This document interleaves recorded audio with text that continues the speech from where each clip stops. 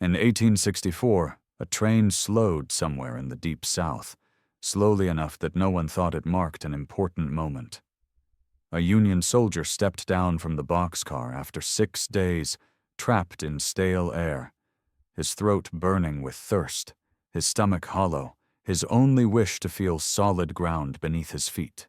Ahead of him stretched a long line of men just like himself, standing in silence, no one speaking, no one asking questions, as if they were all waiting for the same thing they were afraid to name. In the distance stood a massive wooden fence, rising from the open land, so tall it seemed to erase the horizon, and strangely, there was not a single tree inside it.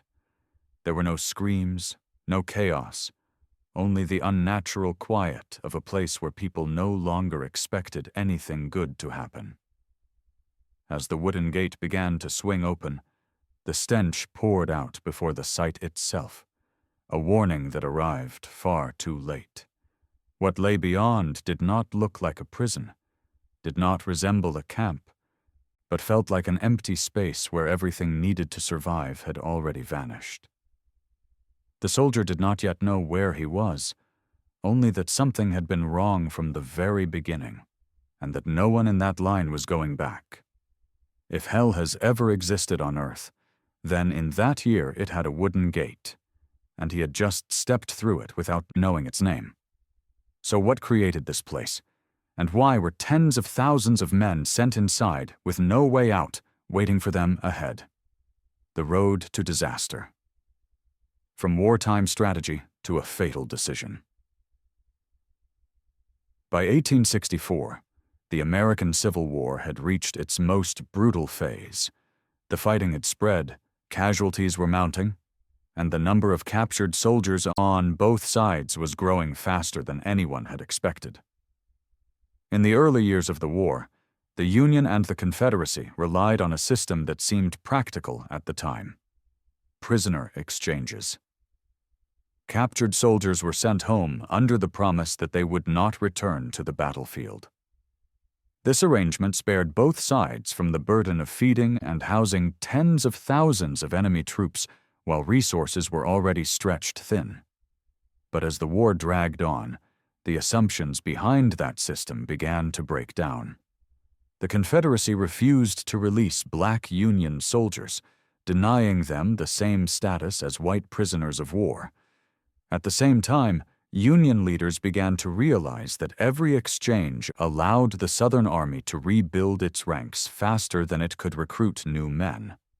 A decision was made in Washington. General Ulysses Grant ordered an end to all prisoner exchanges. On paper, it was a sound military move, intended to weaken the Confederacy and shorten the war. But almost immediately, another consequence followed. Prisoners began to accumulate at an unprecedented rate. Existing prisons around Richmond quickly became overcrowded. Facilities built for a few thousand men were suddenly forced to hold several times that number. Space disappeared, supplies ran short, control began to slip. For the Confederacy, a new concern emerged. Prisons located near the front lines carried a serious risk. If Union forces advanced far enough, those camps could be overrun, releasing thousands of prisoners back into the fight. That was a possibility Southern leaders could not afford. General John Winder, who oversaw the Confederate prison system, proposed what appeared to be a safer solution. He assigned his son, William Winder, to find a new site for a large prison camp. The location needed to be far from the front lines, difficult to reach, yet close to a major railroad so prisoners could be transported efficiently. William Winder found such a place in Andersonville, Georgia. It was sparsely populated, isolated, and deep in the south. A nearby railroad offered easy access for transport, and a river known as the Flint was believed to provide enough water to sustain a large camp. From a strategic standpoint, every requirement was met.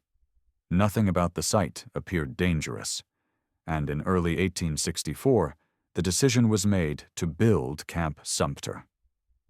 At the time, it seemed like a reasonable answer to a growing problem.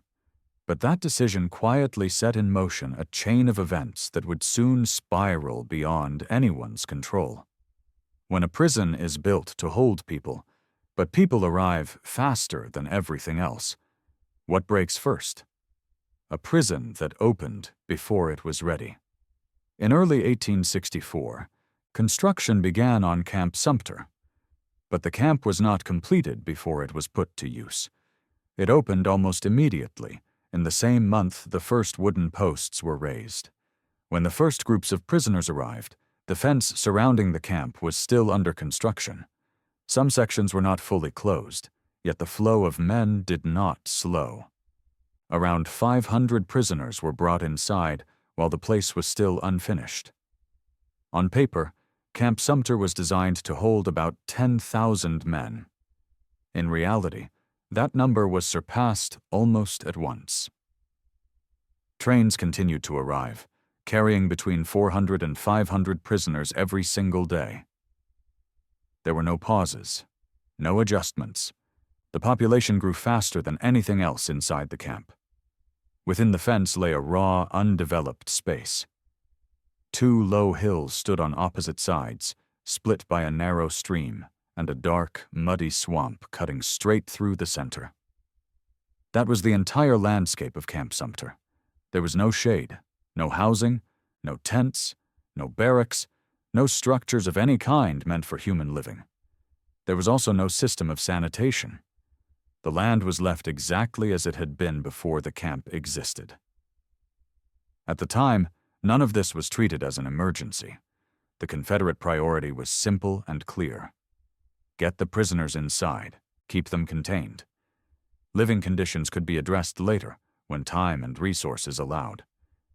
But time was not on their side. With each passing day, the space inside the camp grew tighter. Open ground disappeared. Options narrowed. A place built only to hold people was now being forced to support far more than it had ever been prepared to handle. And once the number of men exceeded what the land itself could bear, the factors once considered secondary began to turn into real threats when space itself can no longer support human life. What begins to kill first? Survival inside. Hell shelter. Water, food. As the number of men inside Camp Sumter continued to rise each day, the early shortcomings of the camp were no longer secondary problems. They began to directly determine who would survive and who would not. The first was shelter. There were no tents, no barracks, no structures of any kind built for human living. There was no spare wood to construct anything. What the prisoners had was bare ground and the clothes they had arrived in. To protect themselves, many men dug shallow pits into the earth, piling dirt along the sides and stretching torn clothing overhead as makeshift cover. But in the heat of Georgia, these efforts meant very little. Daytime temperatures regularly climbed above 95 degrees Fahrenheit. The humidity made the air heavy and unmoving. There was no wind, no shade. Over time, the clothing itself began to rot and fall apart, no longer able to protect even the most basic parts of the body. Next came water. The entire camp depended on a single narrow stream, less than 6 feet wide, running straight through the center of the prison. That stream passed through crude latrine areas, cut through a dark, muddy swamp, and continued on toward the camp kitchens. Along the way, it collected human waste, garbage, and discarded pieces of rotting meat. This was the only source of water for drinking, cooking, and washing. Prisoners tried to filter it by pouring it through their shirts or scraps of cloth, but the water remained dark, and the stench never faded. Disease spread quickly. Dysentery, typhoid fever, and severe intestinal illnesses became common. Many men weakened so fast that within days they were no longer able to stand. Then there was food. Daily rations consisted mainly of cornmeal. Meat was rare, and when it did appear, It was usually organ meat or portions that had already begun to spoil. Distribution was uneven. Some men received rations. Many others did not. There was no system to ensure everyone was fed equally. As hunger dragged on, bodies began to waste away. Strength disappeared. The ability to fight illness collapsed. Deaths from starvation and exhaustion became more frequent, quiet, and constant. Camp Sumter did not require whips or torture chambers. Simply forcing people to live under these conditions was enough to set everything in motion. And when heat, polluted water, and hunger were still not enough to kill everyone, another danger was already waiting inside the fence. When hunger and thirst have not killed you yet, what will kill you next? The deadline and the invisible fear. Inside Camp Sumter, the wooden stockade was not the only boundary that separated life from death. About 20 feet inside the fence, there was another line. It was not marked by wire. There were no posts, no signs on the ground. It existed only in the warnings given by the guards. This boundary was known as the deadline. Prisoners were told in unmistakable terms that if any part of their body crossed it, they would be shot immediately. There would be no warning, no explanation, no second chance. Guards sat high in lookout towers surrounding the camp, watching thousands of men below. From that height, every movement was visible. The order was simple. Touch the deadline, and you die. What made it truly terrifying was that the deadline could not be seen. There was no rope to avoid, no painted mark to recognize. It was an invisible space that each prisoner had to memorize and carry in his mind. Prescott Tracy later recorded a moment he never forgot. A prisoner named Roberts was washing his face near the stream when the ground beneath him gave way. He slipped and fell forward. In that instant, his head crossed the invisible boundary. The men nearby shouted warnings, but it was already too late. From the guard tower, a shot rang out the moment Roberts' head struck the clay. He was killed in front of everyone, not for trying to escape, but for losing his balance. After that, the deadline was no longer an abstract rule. It became a constant presence. The living space inside the camp, already cramped, shrank even further. Men pressed closer together, avoiding the invisible edge at all costs. Every step had to be measured. Every movement carried tension.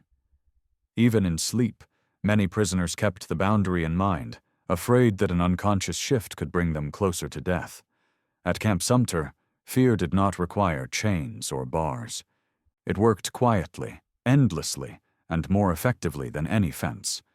When law disappears inside the fence, how will people treat one another? A society formed inside the camp, the raiders and the regulators. As fear from the deadline became part of daily life, another danger began to grow from within the fence itself.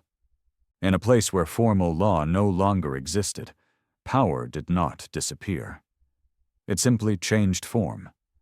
A group of roughly 200 prisoners gradually banded together. They became known as the Raiders. There were no official ranks and no written rules, only bonds forged through violence. The Raiders stole food, clothing, money, and anything else of value from weaker prisoners. Those who resisted were beaten. Some were killed inside the camp. Life for the average prisoner, already harsh, quickly became worse. Hunger, disease, and fear of the guards were no longer the only threats. Now men had to watch those who stood beside them. Night became especially dangerous. Any sense of safety nearly vanished. In response, another group formed. Their goal was not power, but survival. They called themselves the Regulators. They organized to stop the violence and restore a minimal level of order inside the camp. The Regulators created self-defense groups and confronted the Raiders directly. After a series of clashes, they managed to defeat and restrain them. But stopping the violence raised a new question. What should be done with the men responsible for terror and murder inside the fence? A makeshift system of justice was established. The regulators selected a judge. A jury was chosen from newly arrived prisoners, men who had not yet been drawn into old conflicts. Trials were held openly, in the middle of the camp, before thousands of witnesses. Punishments varied. Some raiders were forced to run the gauntlet, sprinting between two lines of men who struck them as they passed. Others were sentenced to wear a heavy ball and chain, dragging it with every step. Some were locked into wooden stocks, immobilized under the sun and the gaze of the crowd. 6 men identified as the leaders of the raiders received the harshest sentence. A gallows was built inside the camp itself. There were no cells to hold them, no separate place of confinement. The executions were carried out in full view of the prisoners, a clear message that violence within the fence had reached its limit. Even in the most extreme conditions, people recreated power, rules, and their own form of justice. But what happened inside Camp Sumter did not bring lasting safety. It only revealed how desperate the situation had become. And while prisoners struggled to impose order among themselves, a larger question still lingered. Did anyone outside the fence truly know what was happening inside these walls? Final desperation and a cold decision. As violence inside Camp Sumter slipped beyond the control of even the prisoners themselves, one last desperate attempt was made. The camp commandant, Henry Weirtz, allowed 5 prisoners to leave Andersonville with a single task. They carried a petition, signed by most of the men still strong enough to hold a pen, pleading for the restoration of the prisoner exchange program. The petition did not describe conditions in detail. It did not need to. Those who signed it believed the sheer number of men trapped inside the camp, combined with its current state, spoke loudly enough on its own. If exchanges resumed, Andersonville might be relieved. If not, the camp would continue to swell until it collapsed under its own weight. The petition eventually reached General Ulysses Grant, but his decision did not change. Grant refused to reinstate prisoner exchanges. The reasons were unchanged. The Confederacy still refused to release black prisoners under the same conditions as white soldiers. And from a strategic perspective, keeping enemy soldiers confined was seen as a faster way to weaken the Southern war effort than any battlefield victory. That decision was made hundreds of miles away, but its consequences fell directly on Andersonville. The camp population rose beyond 30,000 men. The space did not expand. The water supply did not improve. The food rations did not increase. Only the number of prisoners continued to grow. By late 1864, under mounting pressure, the Confederacy proposed another solution. They offered to release prisoners conditionally, provided the Union would send ships to collect them. But Andersonville lay far inland, with no direct access to navigable waterways. Transporting tens of thousands of prisoners by rail to a river port was nearly impossible in the middle of a war. Instead, a temporary measure was taken. Prisoners who were still well enough to travel were transferred to other camps in Florence, South Carolina, and Millen, Georgia. Conditions there were less crowded. For many men, it was the first time in months they could breathe something close to open air. But the relief was brief. As Union forces advanced deeper into Southern territory, the same fear returned. The risk of these camps being overrun led Confederate authorities to order an evacuation. The prisoners, just removed from Andersonville, were sent back to the very place they believed they had escaped. There were no remaining alternatives, no workable options. Every decision that followed was only a delay. By that point, control no longer rested with any individual.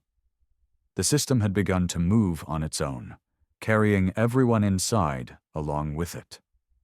What followed would no longer be shaped by decisions. it would be the outcome. In April of 1865, the war finally came to an end. General Robert E. Lee surrendered. The decisions made far from the battlefield, the chain of choices that had pushed events beyond control, began to come to a halt. 1 month later, Andersonville was liberated. Union soldiers entering the camp did not find a prison in any ordinary sense. What they encountered were bodies reduced to skin and bone, men too weak to stand, and mass graves spread across ground once called a prison yard. This was not the scene of a single defeat. It was the final result of a system stretched beyond its limits. The survivors were sent north. For many, the journey home felt like the first hint of hope after months spent simply enduring. But even then, the suffering was not over. Nearly 2,000 former prisoners were loaded onto the steamboat Sultana, a vessel designed to carry fewer than 400 people. The ship had already suffered boil damage and had only been temporarily repaired. Severely overcrowded, it departed with men who had just escaped Andersonville. Days later, the boilers exploded. More than 1,000 people were killed. Many of them had survived starvation, disease, and violence, only to die on their way home. After the war, Henry Wirtz was put on trial. He was convicted of war crimes for what occurred at Andersonville and was executed. The case reached a legal conclusion, but what happened inside the camp did not vanish with the sentence. Today, Andersonville still remains. The wooden fences are gone. The guard towers are gone. The site now stands as a historic landmark and a national cemetery. More than 45,000 soldiers passed through this place. Around 13,000 never left. Andersonville was not an accident. It was the result of decisions people believed were necessary at the time they were made. And when we look at this place today, the question that remains does not belong only to the past. When war, crisis, or fear once again forces people to choose between efficiency and humanity, where will the line be drawn? If you want to continue exploring the real stories behind historical disasters, stay with us for what comes next.